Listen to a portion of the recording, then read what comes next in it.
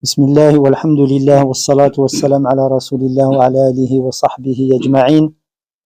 Donc, on reprend les paroles de Cheikh Al-Uthaymin après qu'on ait vu les paroles les vers de l'épître An-Nadhm al-Jali fil fiqh al-Hanbali.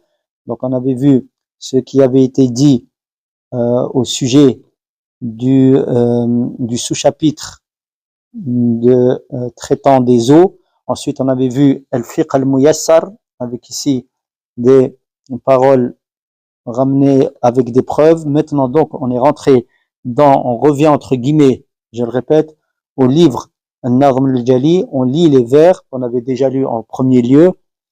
Et ensuite, on voit les annotations que Cheikh Al-Uthaymin, qu'on a tirées du livre dont il a fait l'explication, Zad al-Mustaqni', qui est un livre aussi du Madhab Hanbali, et Cheikh Al-Uthaymin donc l'explique, et quand il y a lieu, il détaille les preuves et les discute, et éventuellement et à la fin donne son avis sur le sujet, en accord avec le Madhab ou en désaccord avec le Madhab.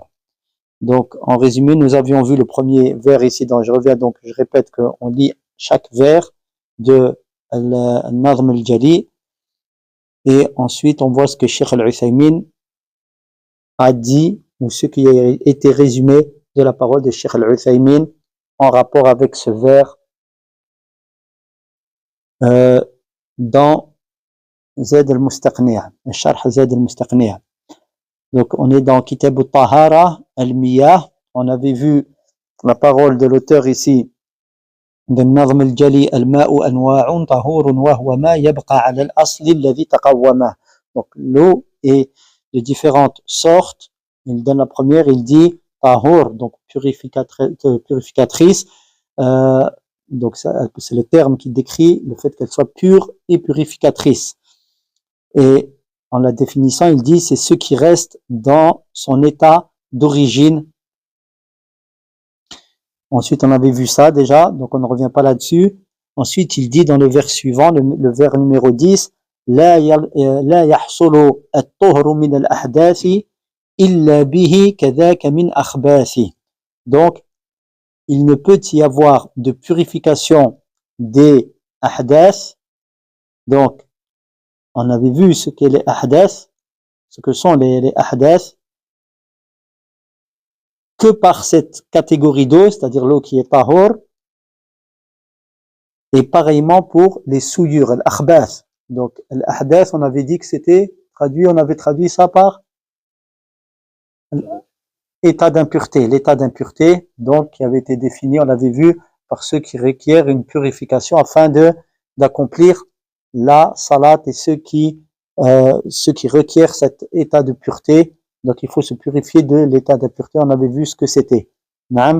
Et pareillement pour cette eau tahor, c'est la seule qui peut purifier des souillures. Des souillures, là, on va dire physiques. Cette fois, mis sur les habits ou sur le corps. Dans le vers suivant, le vers numéro 11, dans Nadhm al-Jali, il est dit وَفَضْلُ مَرْأَةٍ خَلَتْ بِالطُّهْرِ لَا يَرْفَعُ أَحْدَاثَ الرِّجَالِ فَعَقِلًا.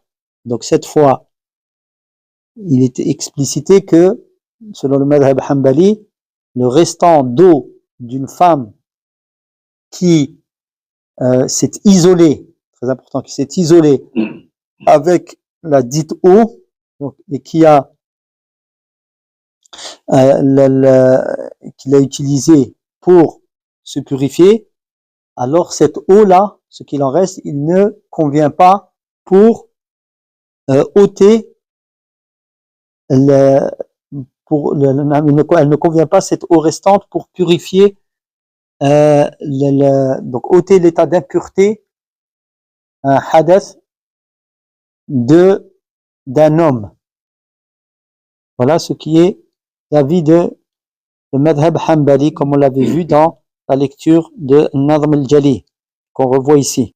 Donc ici, dans Zad al-Mustaqni', le texte est le suivant. Donc, dans l'épître, non pas en vers, mais cette fois en prose de Zayd al-Mustaqni', non pas dans Nazm al-Jali.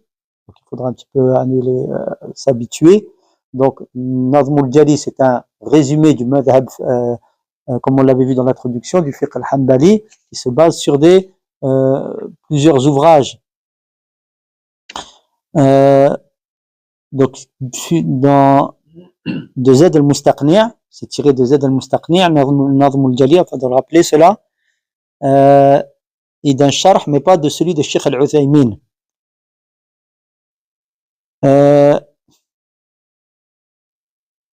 Donc, il l'a pris d'ici, de Zayd al-Mustaqni', mais Zayd al-Mustaqni', il est bien plus précis.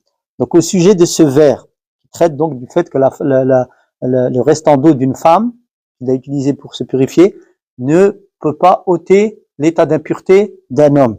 Donc, dans Zayd al-Mustaqni', il est cité, donc, dans le même sens, et l'état d'impureté d'un homme ne peut être ôté par une eau pure, par tahor, ici, cette eau en question, en petite quantité.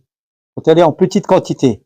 Donc ici, alors qu'une femme, donc c'est isolée avec la dite eau, afin d'effectuer une purification complète d'un état d'impureté.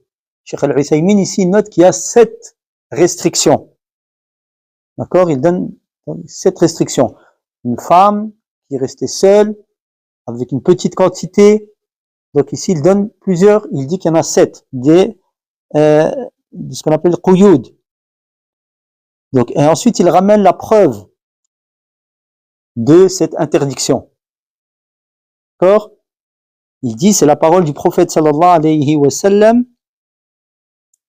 ou plutôt, que le prophète sallallahu alayhi wa sallam a interdit, naha an-nabiy sallallahu alayhi wa sallam an yaghtasila ar-rajulu bi fadlatin bifadlati al-mar'ati wal mar'atu bifadlati ar-rajul. Donc il ramène la preuve par ce hadith dans lequel le prophète sallallahu alayhi wa sallam a interdit qu'un homme se lave avec le restant d'eau qu'une femme a utilisée, ou qu'une femme se lave avec le restant d'eau qu'un homme a utilisé. Donc, Cheikh al-Uthaymin, après ce hadith, explique, il dit, il fait partie des étrangetés de la science, Ra'ib al-ilm, le fait qu'ils ont utilisé ce dalil pour dire que l'homme, il n'utilise pas le restant d'eau d'une femme, qu'a utilisé une femme pour effectuer, lui, sa purification, et ils n'ont pas utilisé le même hadith qui pourtant est un texte clair, qui dit que dans le même cas, au même titre que l'homme n'utilise pas le restant d'eau d'une femme pour se purifier, pareillement la femme n'utilise pas le restant d'eau d'un homme. Pourtant le texte il est clair dans le hadith. Le prophète il a donné le même jugement, un jugement qui s'applique de l'un à l'autre et de l'autre à l'un. Et il dit ça, donc c'est ça une étrangeté de la science. Comment ils utilisent ce hadith d'une partie et ne l'utilisent pas pour l'autre partie. Et ils ont dit, les gens du madhab, ils rajoutent, et qu'il est autorisé à une femme de se purifier avec le restant d'eau utilisée par un homme, d'accord, alors qu'il y a une preuve contraire qui ramène pas contraire, mais que le prophète sallallahu alayhi wa sallam a utilisé l'eau de Maïmouna, son épouse, radiyallahu anha, donc le contraire, alors qu'il n'y a pas de preuve qui rapporte que une femme, elle a utilisé l'eau de son épouse. C'est-à-dire que le prophète sallallahu alayhi wa sallam dans le hadith, il a utilisé l'eau de Maïmouna, radiyallahu anha, et eux ils disent que le contraire est autorisé, que la femme elle utilise l'eau de l'homme, alors que la preuve elle dit que l'homme il a utilisé l'eau de son épouse, de sa femme, ani d'une femme, de sa femme ici, le prophète sallallahu alayhi wa sallam. Donc il dit ça, c'est une deuxième étrangeté. Dire que c'est autorisé pour la femme d'utiliser le restant de purification d'un homme, alors que le hadith, il dit que le prophète sallallahu alayhi wa sallam, il a utilisé l'eau de Maïmouna, mais pas que une épouse ou une femme a utilisé l'eau d'un homme, le restant d'eau d'un homme. Donc c'est une deuxième étrangeté. La première, le fait de dire que la femme, elle n'a pas le droit, mais ne pas rajouter que l'homme, il n'a pas le droit aussi pour le restant de l'eau de la femme, alors que le hadith, il est complètement, c'est un texte qui énonce cela, le hadith. Et deuxième étrangeté, dire autoriser la femme à utiliser celle de l'homme, l'eau restante de l'homme, alors que le hadith, au contraire, il dit que le prophète, il a utilisé l'eau restante de Maïmouna. D'accord? Donc là, il parle ici de deux étrangetés, et il dit, et en fait, Cheikh Al-Uthaymin donne son avis, il dit la parole prépondérante, c'est que cette interdiction, c'est une interdiction, non pas ici plutôt, oui, cette interdiction, ce n'est pas une interdiction de tahrim, c'est-à-dire d'interdiction absolue, mais c'est une interdiction, on va dire, prévalente. Si ça tu dis, je sais pas si on peut utiliser ce terme-là, prévalente, prévaloir, Allahu a'lam. Donc ça prévaut, c'est mieux, awlawiya. Il est préférable de délaisser cela, mais c'est pas une interdiction. Ensuite, on a des aqwal des sahaba sur ce point. Donc Ibn Mas'ud, qu'Allah soit satisfait de lui, il dit, selon ou plutôt le sens de sa parole, c'est lorsqu'elle est entrée dans l'endroit pour s'isoler, alors l'homme n'effectue pas ses ablutions avec cette eau. Donc en fait, quand elle s'est isolée. Ibn Umar radiyallahu anhuma, lui, il dit que lorsqu'elle est entrée en état d'impureté, donc non pas pour faire donc si elle est entrée en état d'impureté pour se ôter cet état donc d'impureté ou un khabath ou un hadath, Allahu a'lam. Et Ibn Abbas, lui, il dit c'est absolument autorisé dans tous les cas, quel que soit le cas de figure. Et Cheikh Al-Uthaymin, Allahu a'lam, dit, et c'est la parole prépondérante, c'est que c'est autorisé. On revient donc au fait qu'il a interdit ça, le prophète sallallahu alayhi wa sallam, mais pas de tahrim, pas dans le sens de l'interdiction absolue, mais qu'il valait mieux, Allahu a'lam. Mais c'est donc la conclusion ici, c'est que c'est autorisé, Allahu ta'ala a'lam. Donc le vers suivant de An-Nazm al-Jali, wa tahirun wa huwa alladhi taghayyara min khalti tahirin bihi fa'athara. Donc, il dit, dans le Nazm, donc la deuxième catégorie d'eau, dans le Madhab Hanbali, Tahir, qui est pur, de l'eau pure. Et il l'a défini comme suit en disant que c'est une eau qui a changé à cause du fait qu'il était introduit en celle-ci et mélangé un élément pur, donc, mais qui lui a fait changer on a vu une de ces trois spécificités, le goût, la couleur ou l'odeur. Donc, ça a eu un effet de changement. Donc ça, c'est l'eau pure dans le madhab, mais non purificatrice.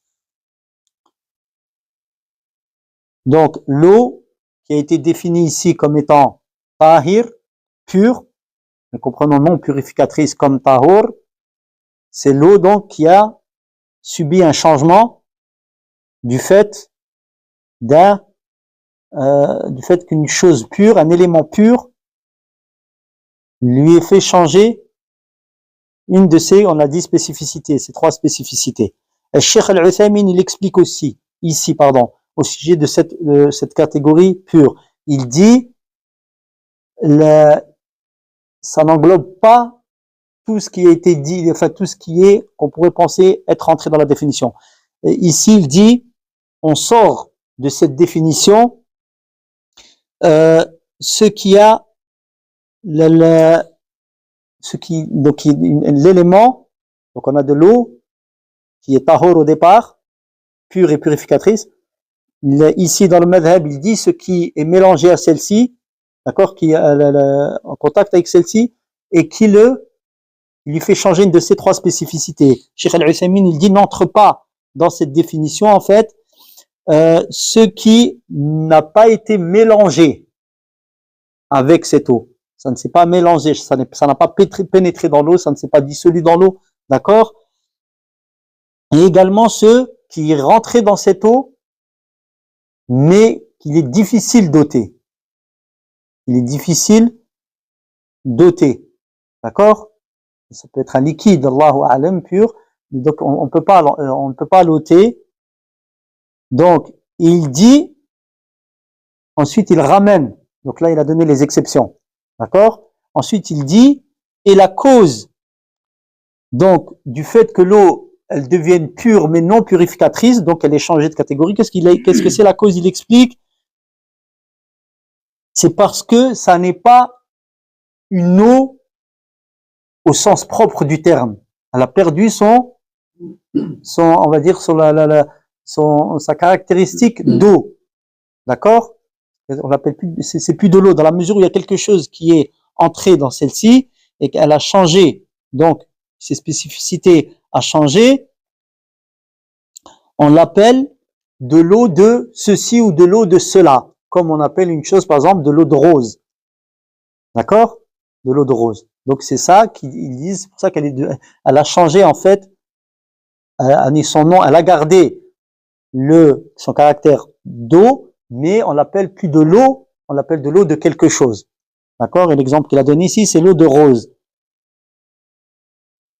Mais il dit, après avoir dit cela, il explique que cela ne suffit pas en réalité pour lui faire changer, faire perdre sa qualité d'eau purificatrice. Le fait que ce soit devenu une eau de ci ou de cela, ça ne suffit pas pour lui faire perdre sa spécificité purificatrice, excepté la condition en fait qu'il amène, il dit, il faut qu'elle change, que ce que c'est la chose, la substance qui s'est mélangée avec elle, elle lui fasse changer complètement de nom. Plus qu'elle s'appelle eau de ci ou de cela, il faut qu'elle change complètement de nom.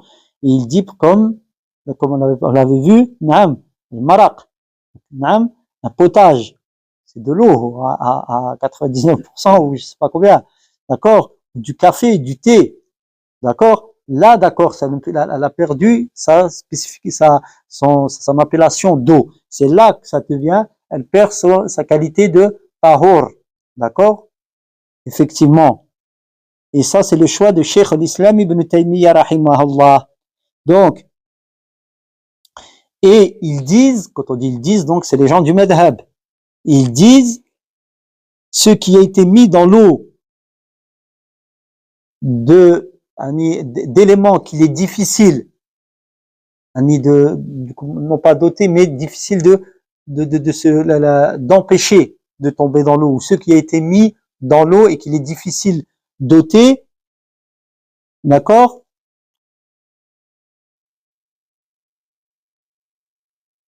Et que ça a été fait de manière intentionnelle. D'accord? Qui a été mis, je répète, ce qui a été mis dans l'eau, mais qui est difficile à ôter, mais qui a été mis de manière intentionnelle, donc alors il perd cette eau en question, elle perd son caractère de purification. Elle devient donc pure, mais non purificatrice, elle rentre dans cette deuxième catégorie. Et Cheikh Al-Uthaymin poursuit en disant, et il est connu que ce qui a subi un changement de jugement, en l'occurrence ici, de pur et purificateur, pure et purificatrice pour l'eau, à purificatrice seulement, pure seulement, pardon, mais non purificatrice, ce qui a subi ce changement de jugement, de par le fait du fait de son changement de nature, on va dire, alors, dans ce cas-là, dans ce domaine-là, il n'y a pas de différence entre ce qui est difficile à ôter ou facile à ôter. Ça a changé, d'accord? Elle a changé de nature. Donc, que ce soit une chose c'est l'état de l'eau qui nous intéresse. C'est pas est-ce que c'est difficile à ôter, pas difficile à ôter. Elle a changé de nature, donc le changement, la nature de l'eau, elle a changé. Donc, on l'a elle change de jugement. Le jugement, il est basé là-dessus. C'est pas l'intention ou quoi que ce soit qui rentre en ligne de compte. Il dit, donc que ce soit une chose difficile ou facile à ôter, n'entre pas en ligne de compte, et ni le fait qu'on l'ait mis de manière intentionnelle ou inintentionnelle. Elle a changé de nature, la cause, elle n'intervient en rien là-dedans. Du fait que la personne, elle l'ait mise de manière intentionnelle, elle a changé de nature, parce que je l'ai mise de manière intentionnelle, donc elle n'est plus purificatrice, mais elle est pure. L'autre, il l'a mis de manière inintentionnelle, elle garde sa qualité de purification, alors que c'est exactement la même substance, la même eau. Donc il dit non, ça n'est pas, Cheikh Al-Uthaymin dit, ces choses n'entrent pas en ligne de compte ici. Tout comme l'on dit d'une chose, de l'eau quand c'est une impureté, une souillure qui rentre dans l'eau. Parce que le fait que quelqu'un ait mis une souillure dans l'eau et elle devient donc impure, est-ce qu'on dit que s'il l'a fait intentionnellement, non, elle ne perd pas son caractère de pureté? Là, ça ne rentre pas en ligne de compte, ces choses-là. D'accord? Donc ici, c'est des quyud, des restrictions que le madhab, il a mis, mais que Cheikh Al-Uthaymin ici, il est bien entendu pas d'accord. Et ce qu'il dit, Cheikh Al-Uthaymin ici, c'est très facile à comprendre. Naam, très facile. Et ici, c'est c'est des ijtihad, de savants du madhab, rahimahumullah. Ici, il n'y a rien, apparemment, qui vienne prouver tout cela. Donc, on retient ici les points qu'on doit retenir. Donc, selon le madhab, l'eau tahir, donc pure, non purificatrice, c'est on l'a vu dans la définition, une chose pure, c'est mélangé à cette eau et elle lui a fait changer une de ses caractéristiques, de ces trois caractéristiques. Donc, ensuite, ils disent dans le madhab, quand c'est une chose il faut qu'elle soit mélangée, d'accord, et que ce soit une chose qui est difficile à ôter.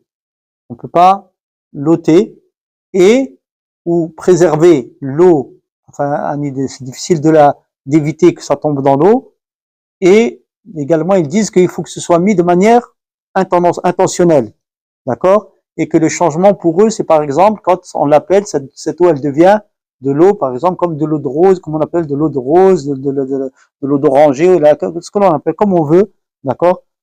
Et il dit, et je crois qu'ici, quand il parle des choses difficiles à préserver, c'est comme les feuilles, etc. Naam, oui. Mais Cheikh Al-Uthaymin, tout cela, il contredit cela, et apparemment la parole de Cheikh Al-Uthaymin, naam, est plus forte. Allahu ta'ala a'lam. Il dit, si l'eau, elle a changé, donc ça, on vient préciser la fameuse affaire de ce qu'on appelle les difficiles d'ôter ou de préserver. Donc il dit, donc selon le madhab, donc ça c'est la parole du madhab, donc si l'eau elle a changé du fait de la stagnation d'un élément extérieur, d'accord, d'une longue stagnation, la stagnation d'un élément extérieur, ou d'une chose qu'il est difficile d'ôter, et là il va dire ce que ça veut dire ça, ou d'ôter de l'eau ou de préserver l'eau, d'être en contact avec la chose en question, comme des feuilles d'arbres, ou le fait qu'une bête morte est restée proche, donc elle a changé peut-être d'odeur, voilà, d'accord, proche de l'eau, ou alors qu'elle a été chauffée par une chose pure, cette eau elle a été chauffée par une chose pure, alors cette eau elle reste, lam yukrah, donc elle reste bonne cette eau, d'accord, ça c'est la parole du madhab. Donc on revient comprendre un petit peu au bait du le Nazm al-Jali, donc il a défini là l'eau pure, comprenons non purificatrice. Donc l'eau pure, et c'est ce qui a changé, d'accord, de par le mélange, lorsqu'un un élément pur s'est mélangé à celle-ci. Donc ici on reste sur le mot khalt, min khalti, donc le mélange. Donc c'est mélanger avec cette eau. Donc ici, au sujet de ce mot-là, le mélange. Donc ici, le mot qui est du khalt, al-khalt, donc mélange, dilution plus précisément. Donc ici, c'est ça. Donc qu'est-ce que ça veut dire ici, le mélange? C'est en fait que la chose, elle doit se diluer dans l'eau, jusqu'à lui faire perdre une de ses caractéristiques. D'accord? Qu'est-ce que ça veut dire ici? En arabe, il dit yadhubu fihi, elle fond dans l'eau, cette chose. Donc, mais quant au fait cette chose, elle, qui est diluée dans l'eau, elle fasse changer donc une des caractéristiques j'ai dit la chose qui est diluée, non, cette chose, l'élément en question, il fait changer une des caractéristiques de l'eau, non pas par dilution, donc mélange, mais plutôt par le fait qu'elle soit à côté et qu'elle ait un effet, donc le fait qu'elle soit restée à côté mais que ça ait eu un effet sur l'eau en question, donc ce qu'on appelle mujawara, et non pas par mélange, dilution, alors selon le madhab, donc le hanbali, elle reste purificatrice. Donc ça on l'avait déjà vu, je crois on l'a vu tout à l'heure. Donc elle reste purificatrice mais déconseillée, makruh. Elle est makruh. Donc, et pourquoi, Cheikh Al-Uthaymin pose la question, pourquoi makruh? Pourquoi déconseillé? Il dit, car certains savants expliquent que cette eau, elle est, comme on l'a vu, non pas purificatrice, mais pure, non purificatrice. D'accord? Donc d'autres, ils disent purificatrice, mais déconseillée. Pourquoi? Donc la question, on retient la question de Cheikh Al-Uthaymin, pourquoi elle est déconseillée, mais tout de même purificatrice? Donc, je répète, il dit que certains voient qu'elle est pure mais non purificatrice. Donc, et que ce changement le changement du fait de la chose qu'il a, on répète, on parle pas de la chose qui s'est mélangée, hein. D'accord? Parce que quand on parle de mélange, dilué, elle s'est diluée, elle est tahir selon le madhab. Elle n'est pas purificatrice. Il dit maintenant on parle et c'est pour ça qu'on a donné la définition de khalt, on dit qu'elle doit fondre dedans cette chose, qu'elle doit être soit diluée. Mais si c'est une chose qui a fait changer à l'eau, comme on l'a vu précédemment, une de ses caractéristiques, mais non pas par dissolution, une chose pure, mais par le voisinage, sans contact, alors, il faut qu'on comprenne bien, elle devient, selon une parole, elle est, dans le madhab, ils disent qu'elle est purificatrice déconseillée. Elle a changé, mais purificatrice déconseillée. Pourquoi? Parce que ça ne s'est pas mélangé. D'accord?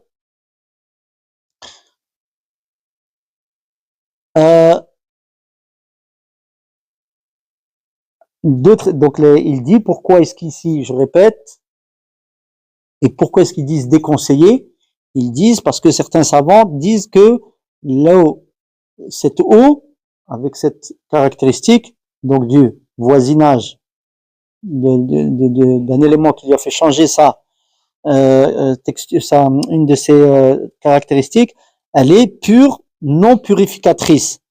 Donc, et que ce changement de caractéristique de l'eau lui a ôté son caractère purificateur.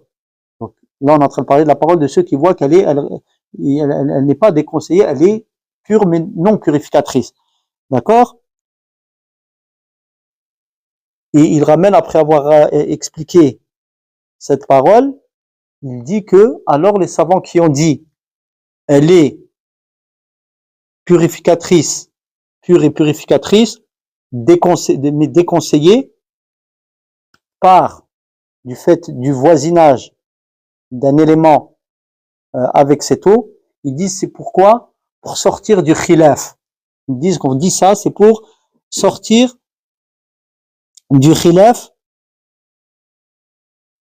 donc c'est que pour se sortir du khilaf, c'est-à-dire le khilaf de ceux qui disent que elle est tout simplement pure mais non purificatrice, alors que si l'eau elle est dissolue dedans, alors que les autres ils disent non, il faut qu'elle soit vraiment dissolue dedans et diluée dans l'eau, mais si elle est dans le voisinage et qu'elle lui a fait changer une de ses caractéristiques, alors elle sera quand même purificatrice mais déconseillée. Donc ils disent pourquoi vous dites ça? Ils disent c'est pour sortir du khilaf, pour sortir de la divergence. D'accord? Ils donnent la raison pour laquelle ils ont ramené ce hukm, ce jugement, c'est pour sortir de la divergence. Ensuite, Cheikh Rahimahullah, il dit que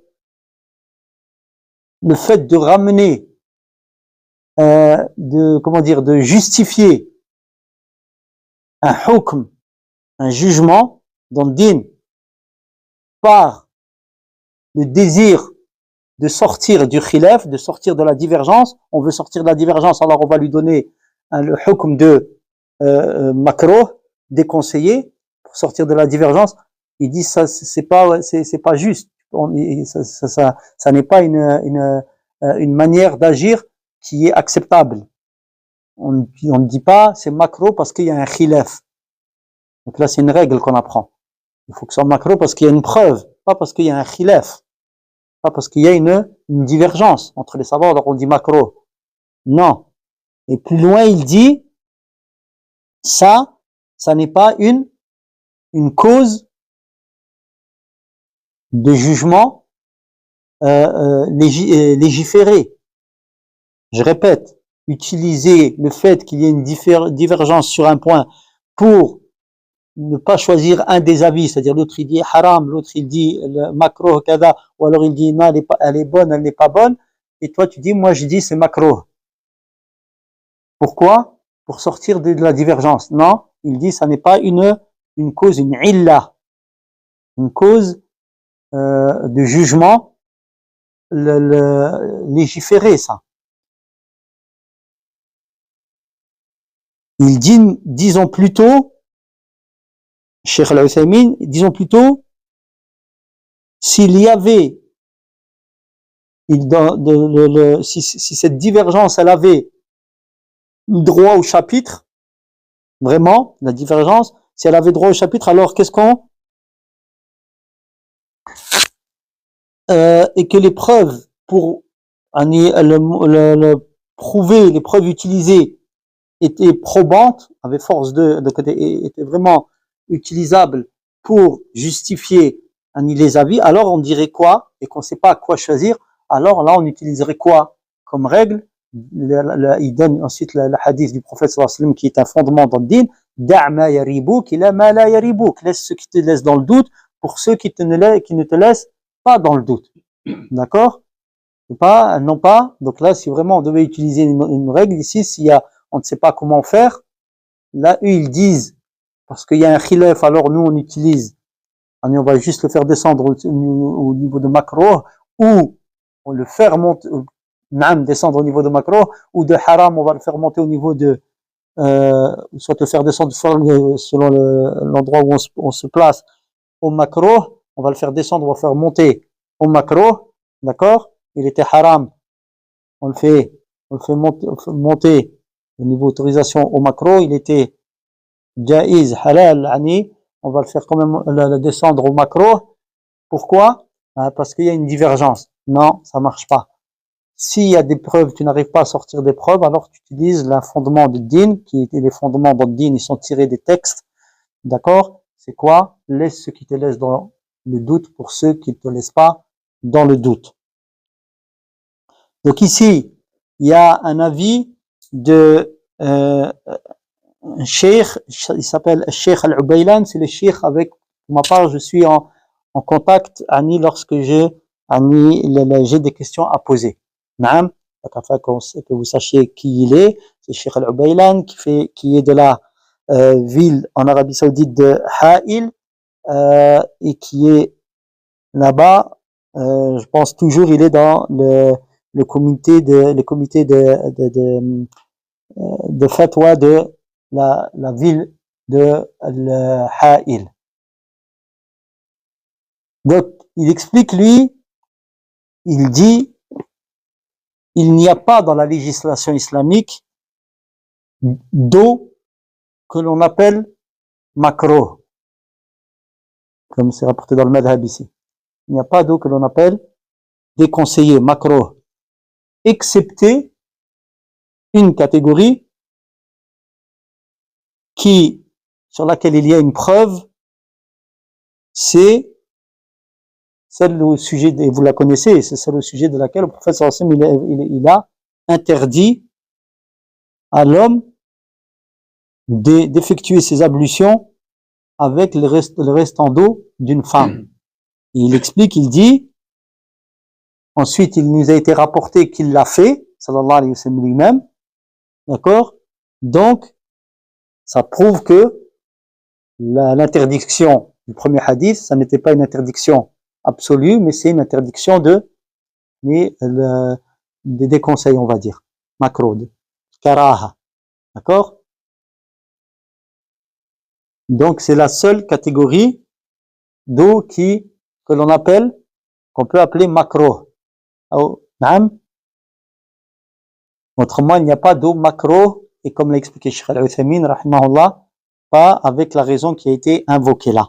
Encore moins avec la raison qui a été invoquée alors. Wallahu ta'ala a'lam, voilà en ce qui concerne ce vers-là. D'accord? Donc, tahir, ça nous a pas donné encore le hukm. Est-ce que ça existe, l'eau tahir, ghayr, mutahhir? Mais ici, ça s'ébauche. Là, on commence à voir, Allahu a'lam, qu'effectivement, il n'y a pas encore de preuve bien, il n'y a pas de preuve, en fait. Le hadith, mais ici, qui parle juste de makruh.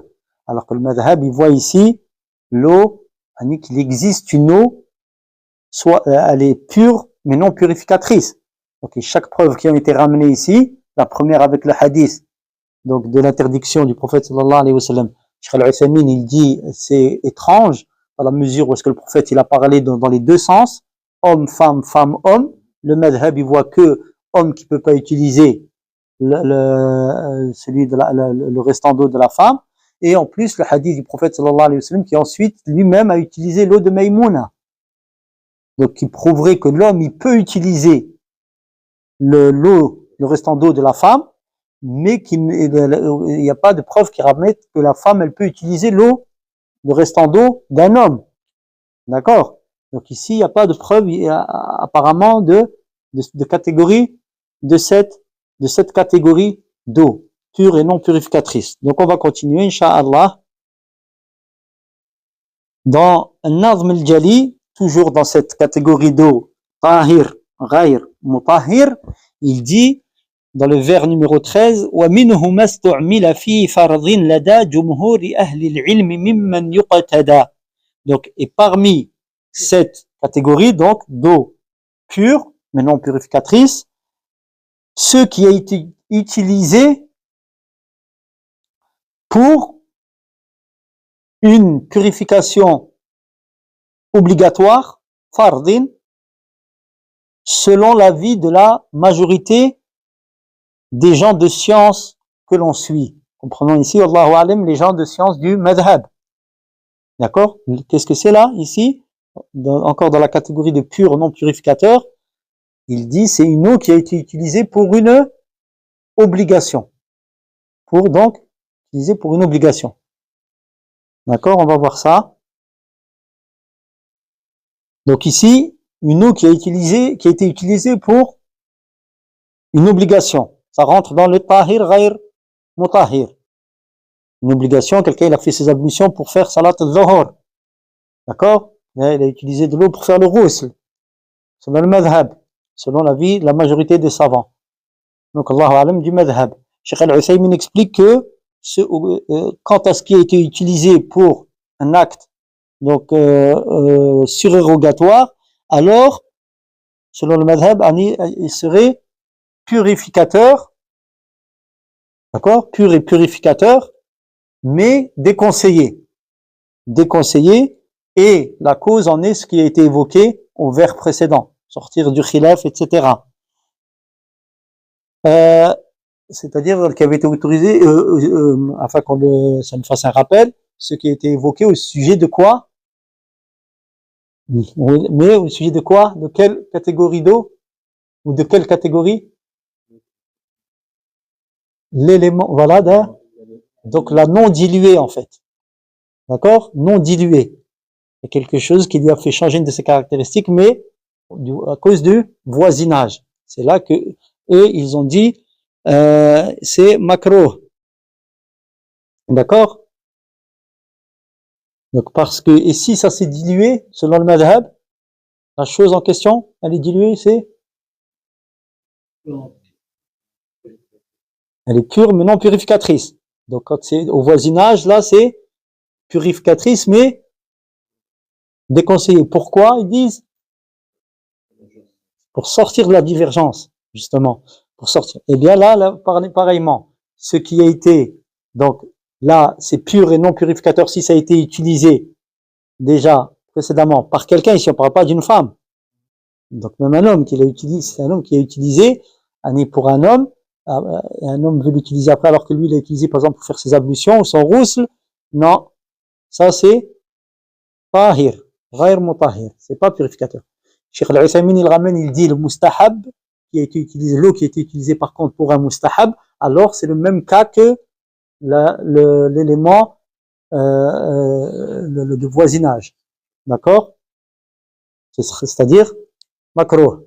Je répète, si ça a été utilisé pour une obligation, et là c'est pas spécifique à la femme pour l'homme, ça on a vu ça, mais même l'homme pour l'homme, elle est, dans tous les cas de figure, elle est pure, mais pas purificatrice. Mais si elle est utilisée pour un acte surrogatoire, une salat nafila ou autre chose, alors elle est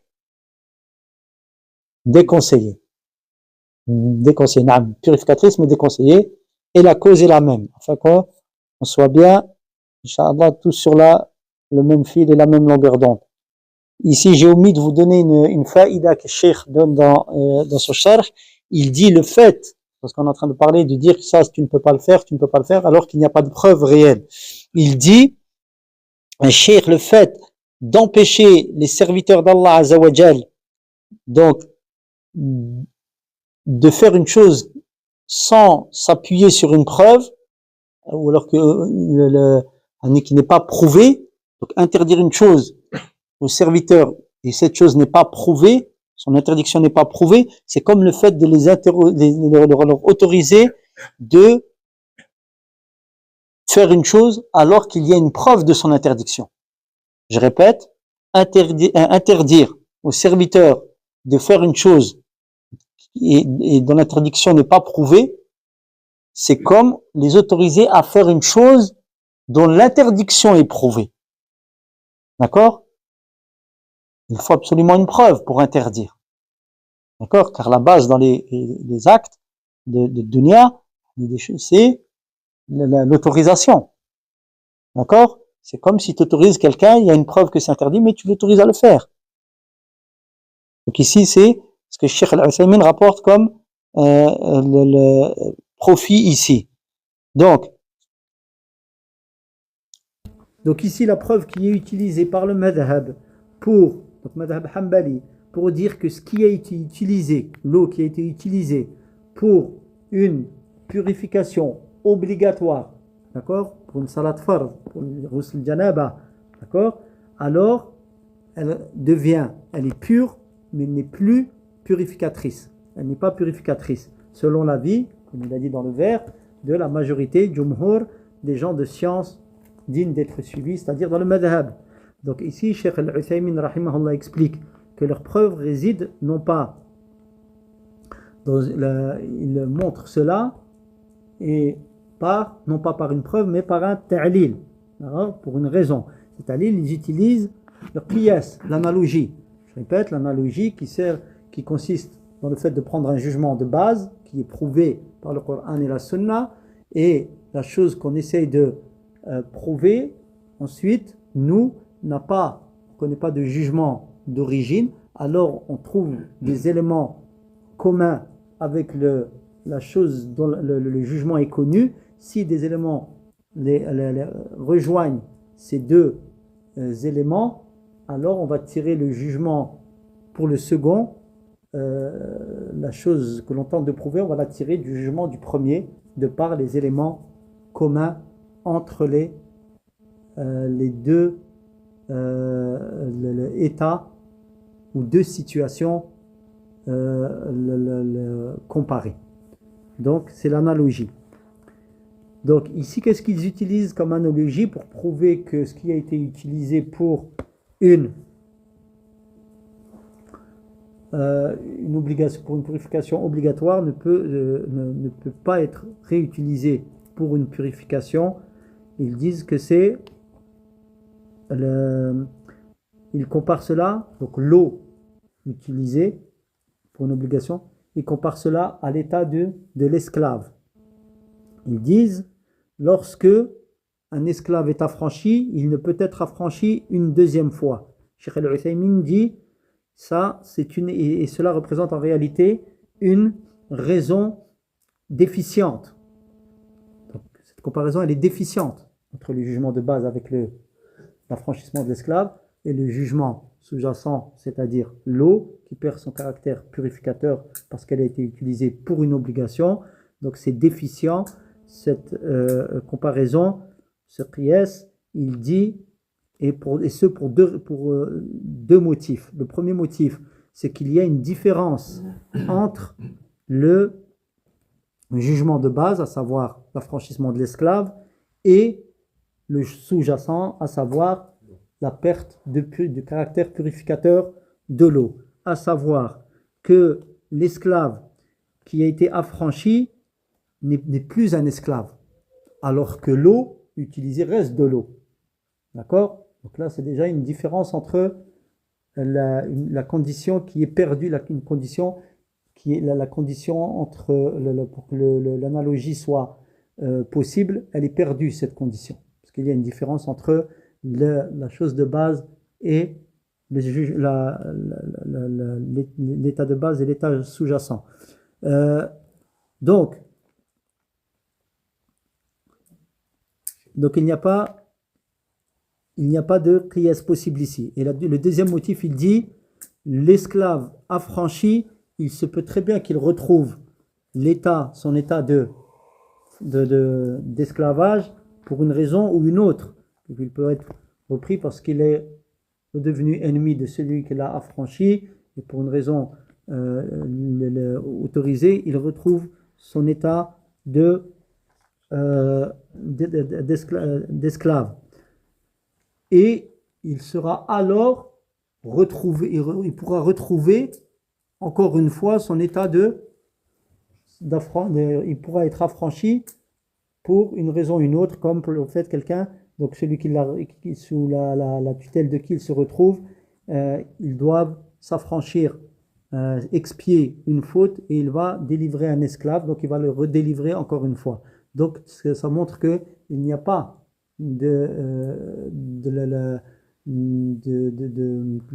d'analogie possible entre les deux cas. Donc c'est une preuve ou une raison qu'ils ont donnée qui n'est pas acceptable. Donc ici on comprend que il n'y a pas de preuve à ce qu'ils ont dit en fait, ou que la preuve qu'ils ramènent ne tient pas. Donc donc ici le qiyas, il n'est pas valable. L'analogie, elle n'est pas valable, elle ne tient pas. Donc c'est pour cela on comprend là que tout ce qui était cette description ou cette catégorie d'eau tahir, donc l'eau pure, non pas tahur, non pas purificatrice, pure et purificatrice, mais tahir, pure mais non purificatrice. Ici ils ont donné deux sortes d'eau tahir, mais ils ont ramené des preuves, mais qui sont des preuves en fait sur lesquelles il y a matière à redire. Donc on comprend ici que Cheikh n'est pas d'accord avec eux. Donc on verra ça la semaine prochaine, Inch'Allah, je crois qu'il y a encore un élément à étudier dans cette catégorie. On le verra donc lors de notre prochaine assise. On demande à Allah Azza wa Jal qu'il nous pardonne nos erreurs. والله أعلم وصلى الله على نبينا محمد وعلى آله وصحبه أجمعين.